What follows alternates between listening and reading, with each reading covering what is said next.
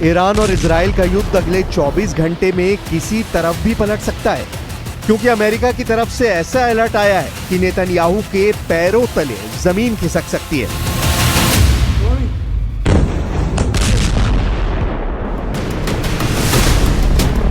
Wall street journal की खबर है कि इजराइल के डिफेंस सिस्टम के लिए मिसाइल खत्म हो रही हैं।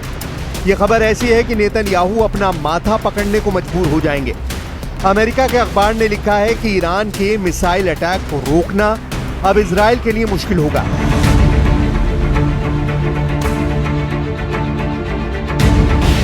यानी वही हुआ जिसका इंतजार ईरान 13 जून के बाद से कर रहा था। इजराइल के तमाम मिसाइल डिफेंस सिस्टम के सामने बड़ा संकट गहरा गया है। अमेरिका में छपी खबर बता रही है कि नेतन्याहू और डोनाल्ड ट्रंप को फौरन कोई कदम उठाना होगा, नहीं तो ईरान की मिसाइलों के सामने टिकना मुश्किल हो जाएगा।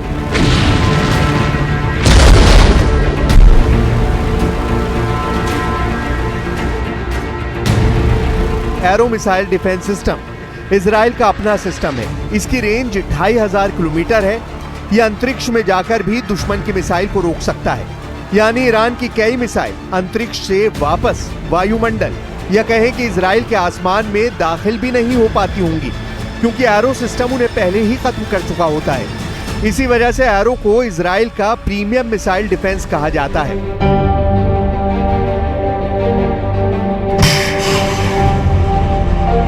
ये ईरान की मिसाइल रोकने के लिए इजराइल का मल्टी लेयर डिफेंस सिस्टम का हिस्सा है। और जब तक नौबत डेविड स्लिंग या फिर आयरन डोम की आती है, उससे पहले ही एरो मिसाइल डिफेंस सिस्टम अपने टारगेट को अंतरिक्ष में खत्म कर चुका होता है। लेकिन एरो को लगातार इस्तेमाल करने से इजराइल की युद्ध वाली फैक्ट्री पर जबरदस्त दबाव पड़ रहा है, क्योंकि गोली से लेकर मिसाइल तक दुश्मन को खत्म करने वाले हर हथियार की एक कीमत होती है।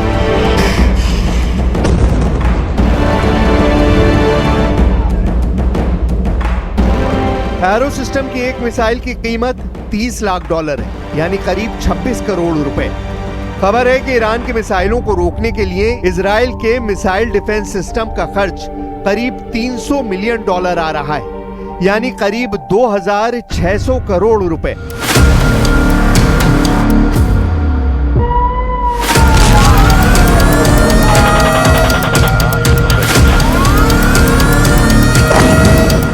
इजराइल में हर लोकेशन को बचाना नेतन्याहू की जिम्मेदारी है, और ईरान जब हमला करता है तो उसके टारगेट पर इजराइल के बड़े से बड़े मिलिट्री टारगेट होते हैं।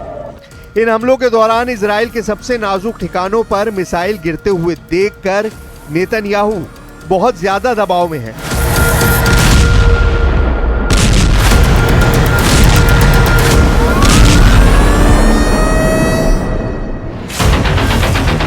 इजराइल के मिसाइल डिफेंस सिस्टम के सामने आ रही चुनौतियों की खबर अब पूरी दुनिया में हेडलाइन बन चुकी है। अमेरिका से लेकर इजराइल का मीडिया इसी की बात कर रहा है कि अब नेतन्याहू क्या करेंगे। यही खबर यूरोप से लेकर एशिया तक फैली हुई है, और ईरान ने भी इन खबरों को पढ़कर अपनी नई रणनीति बनानी शुरू कर दी है।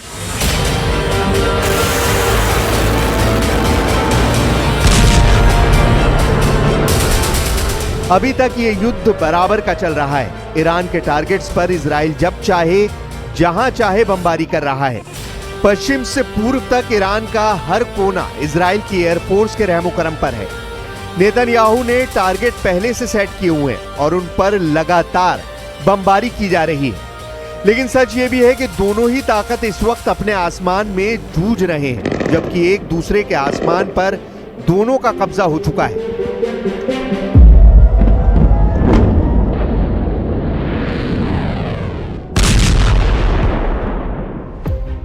ईरान के आसमान पर इजराइल की एयरफोर्स का राज है, तो इजराइल के आसमान में ईरान की मिसाइलों की हुकूमत कायम हो चुकी है। एक तरफ इजराइल ईरान पर लगातार एयर स्ट्राइक कर रहा है, तो वहीं ईरान ने इजराइल में मिसाइल की ऐसी बरसात की है कि अब इजराइल का हर डिफेंस सिस्टम फेल साबित हो रहा है।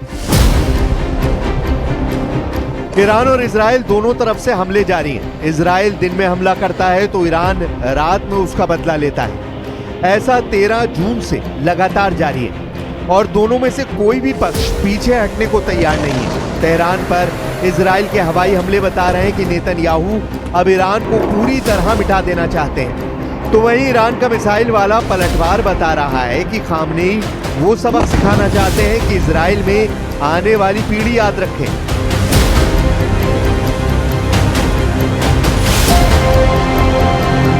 तेरह जून के बाद से इस युद्ध में ये बात साबित हो चुकी है कि दोनों ही पक्ष जहां मन आए वहां हमला कर रहे हैं। जहां नेतन्याहू चाहते हैं वहां इजराइल बम गिराता है और जहां खामनेई चाहते हैं ईरान की मिसाइल इजराइल में वो ठिकाना तबाह कर देती है।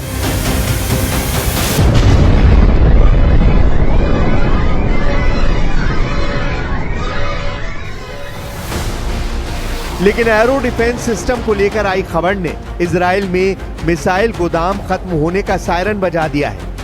अगर ईरान अगले 12 दिन लगातार इजराइल पर मिसाइल अटैक जारी रखता है तभी तक इजराइल का एयर डिफेंस सिस्टम उन्हें रोकने में कामयाब होगा।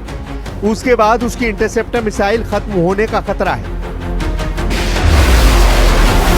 ऐसी ही खबरों ने नेतन्याहू को बेचैन कर दिया है, क्योंकि हमास और हिजबुल्लाह के खिलाफ भी उसका आयरन डोम ऐसे हालात से गुजर चुका है। लेकिन अब इजराइल के सामने दुश्मन बड़ा है और एरो डिफेंस सिस्टम को लेकर खबर बता रही है कि ईरान की मिसाइलों को रोकने वाला दम अब इजराइल में बचेगा या नहीं, यह अगले कुछ दिन में पता चल जाएगा।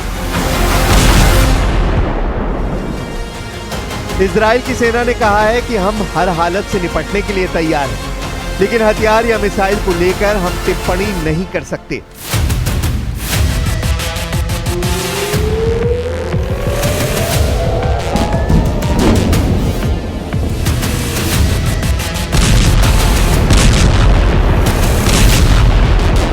तेरह जून को इजराइल ने ईरान पर हमला करके वाकई खामनेई को चौंका दिया था।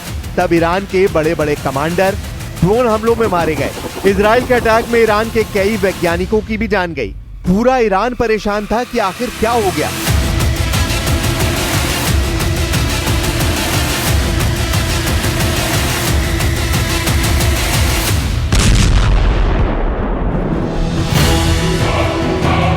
लेकिन जब ईरान का बदला शुरू हुआ तो 13 जून को ईरान ने इजराइल पर करीब 150 मिसाइलों से हमला किया। 14 जून को ईरान ने 100 मिसाइल दागी। 15 जून को भी इजराइल पर 100 मिसाइलों से हमला किया गया। 16 जून को 50 मिसाइलों से हमला किया। 17 जून को इससे भी कम, यानी करीब 30 मिसाइलों से इजराइल पर अटैक हुआ। यानी 5 दिनों में ही ईरान ने करीब 450 मिसाइल से इजराइल पर अटैक किया है।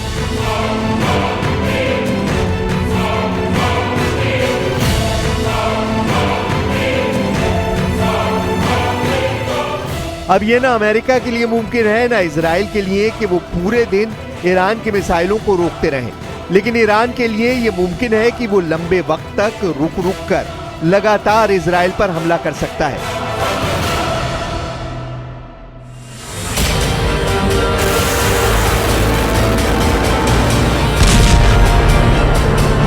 क्योंकि वो अपनी मिसाइल पावर पर पिछले 20 सालों से काम कर रहा है और उनकी तादाद भी सैकड़ों में नहीं बल्कि हजारों में है। और इसी खौफ को समझते हुए इजराइल के लोग बड़ी तादाद में साइप्रस का रुख कर रहे हैं और वहां से यूरोप या फिर अमेरिका जाएंगे।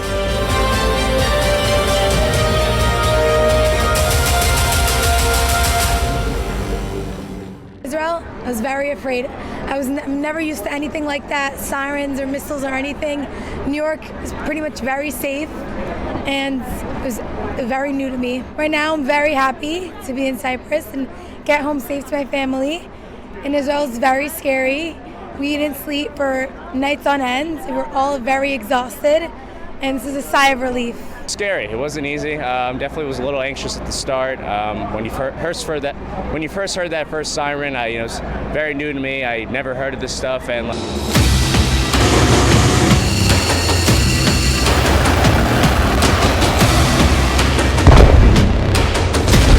इजराइल में डर की वजह तेल अवीव और हाइफा पर गिरी मिसाइलों की तस्वीरें हैं। ऐसे हमले ने इजराइल को बता दिया है कि अगर ईरान से लड़ना है तो अमेरिका की मदद जरूरी होगी, और न सिर्फ मदद बल्कि अमेरिका को इस युद्ध में शामिल करना होगा।